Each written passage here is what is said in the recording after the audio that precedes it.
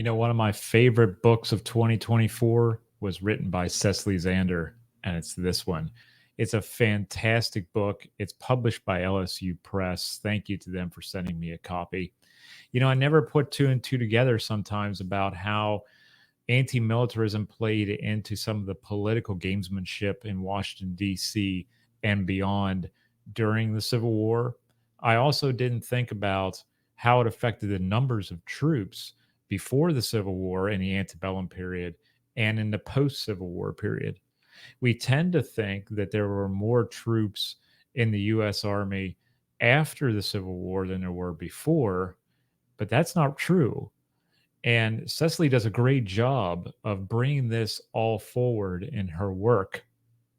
And I think we think about it that way because we see all these westerns and we see soldiers in the West and cavalry movies and stuff like that, but we don't see many popular history things focusing on the antebellum period in the US military.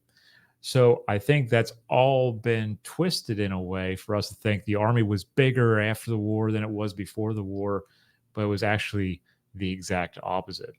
Cecily does a great job of introducing us to the idea of a strong standing military and why for some people that was the antithesis of what America was supposed to be about as far as freedom and policing even in the new nation. The antebellum period was an era of buildup, though. You have the Mexican War in the 1840s.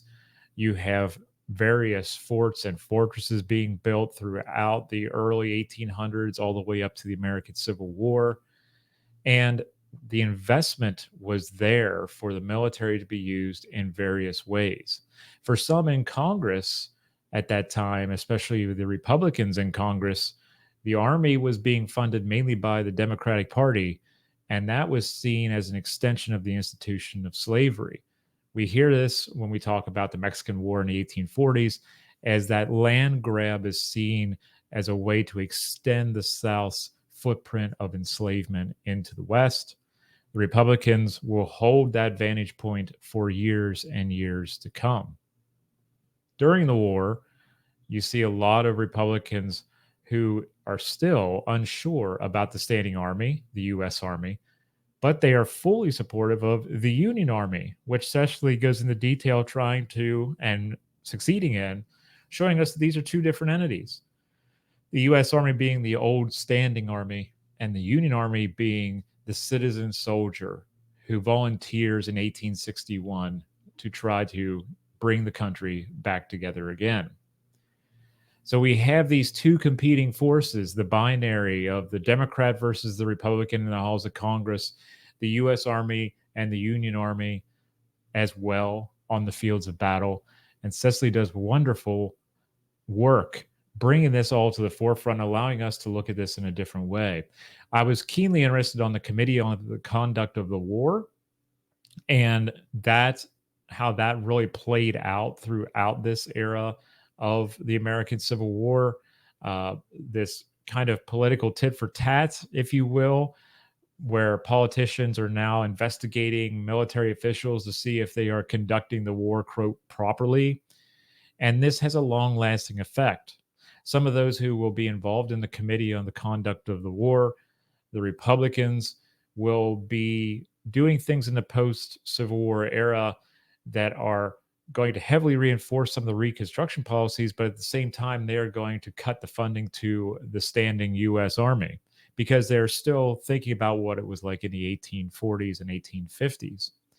So you have a weakened army after the Civil War. And Cecily just does a fantastic job bringing this all to light. I really enjoyed the cover art. It is amazing. And since I'm kind of, a dark soul, I really appreciate it. But I also found out that it's on the cover itself, like the hardcover. When you open it up, you can see it on the hardcover there. And LSU Press went ahead and did it on that as well. And I thought that was amazing. All in all, it's a good read. It's a pretty easy read as well. So you can get through it in a short amount of time. It's not a very thick book, but it is full of fantastic information and it's well written.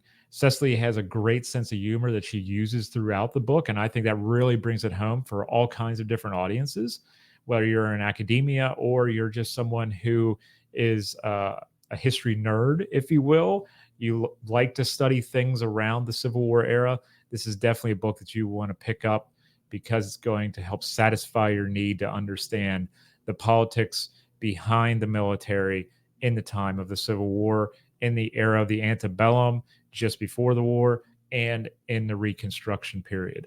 It is vital for you to pick this up from LSU Press. I give it 2 thumbs up. Go grab your copy.